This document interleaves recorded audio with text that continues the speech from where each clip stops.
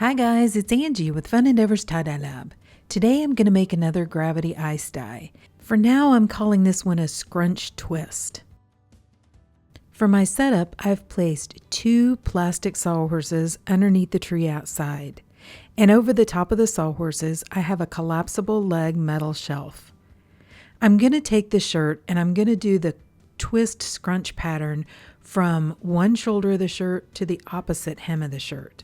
So I'm going to place the shoulder of the shirt up in one corner of my shelf.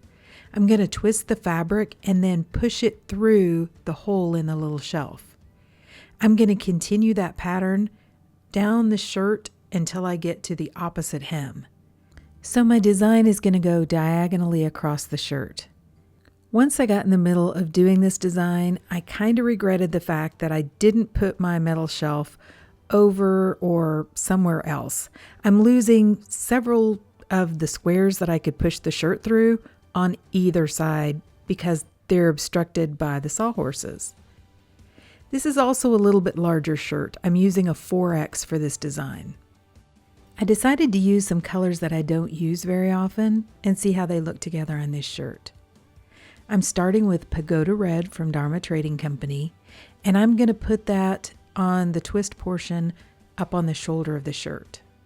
I'm not going to add the dye all the way down the shirt. I'm just going to add it kind of on the twist portion and a little bit on either side of that area.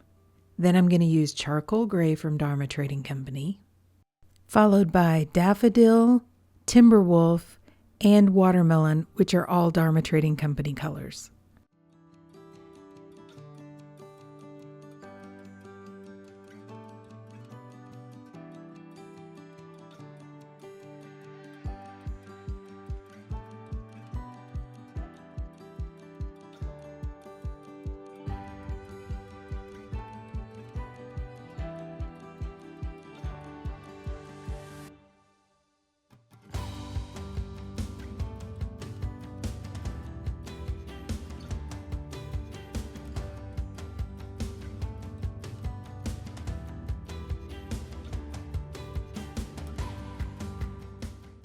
Now I'm going to add an additional sprinkle of dry soda ash over the top of the dye.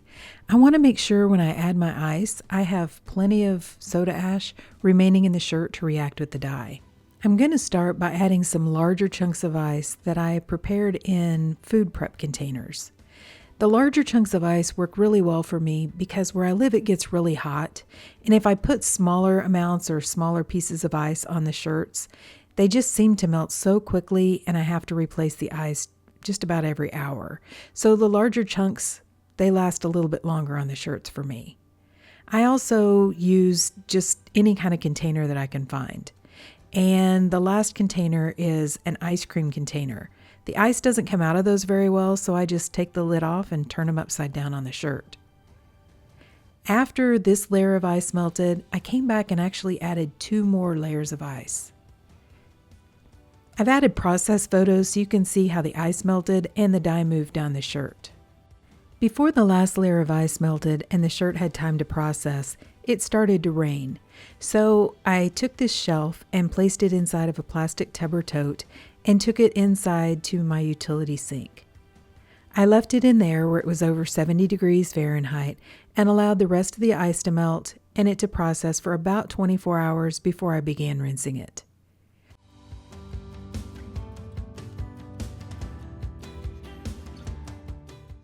To rinse the shirt, I began rinsing in cold water to rinse out the soda ash. Then I warmed the water up to hot and continued rinsing in hot water to rinse out the excess dye that didn't bond with the fabric. Instead of rinsing for a long time, I ran some really hot water in my utility sink, added a little bit of Blue Dawn dish detergent to the water, and allowed the shirt to soak. When the water cooled off, I changed it out and I continued that soaking process until my water was remaining almost clear. Then I put the shirt along with some Dharma's Professional Textile Detergent into my washing machine and I washed it using a hot water cycle. Okay, so I've washed, dried, and ironed the shirt and let's see what it looks like. Okay, so what do you guys think? So I'm not really sure about this one. It is definitely unusual, and it is definitely a color combination that I don't normally use.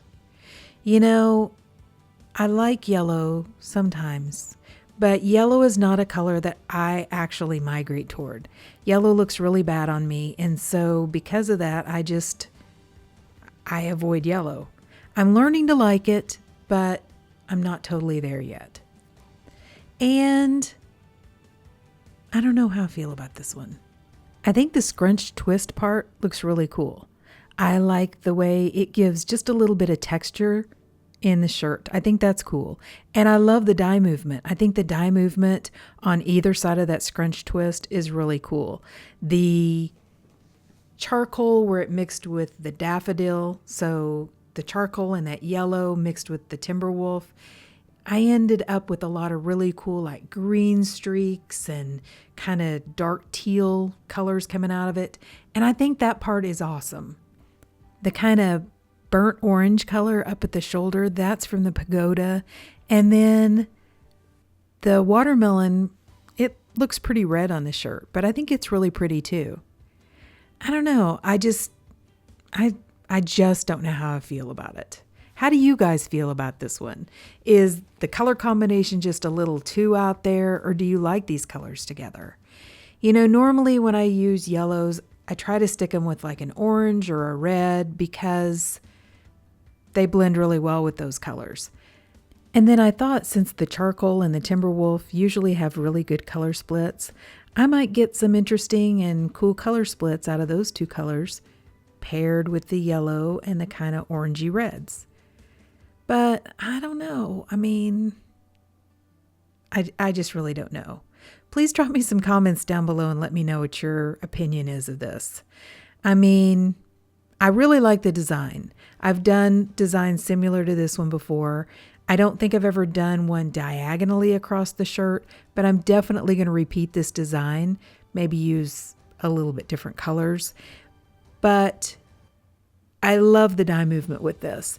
This is a ring spun cotton shirt, and so it's super soft. And I don't know if that had any bearing upon like how well that dye flowed, but right in the middle of that shirt, the dye flow is just beautiful.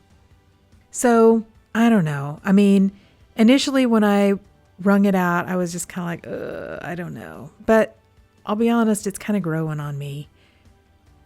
I don't know. Please drop me some comments down below and let me know what you guys think. And if you've enjoyed watching the video, I sure would appreciate it if you would like it and if you'd subscribe to my YouTube channel. If you'll hit the bell, you'll receive a notification whenever I upload a new video. Thank you all for watching, and I hope you have a great day.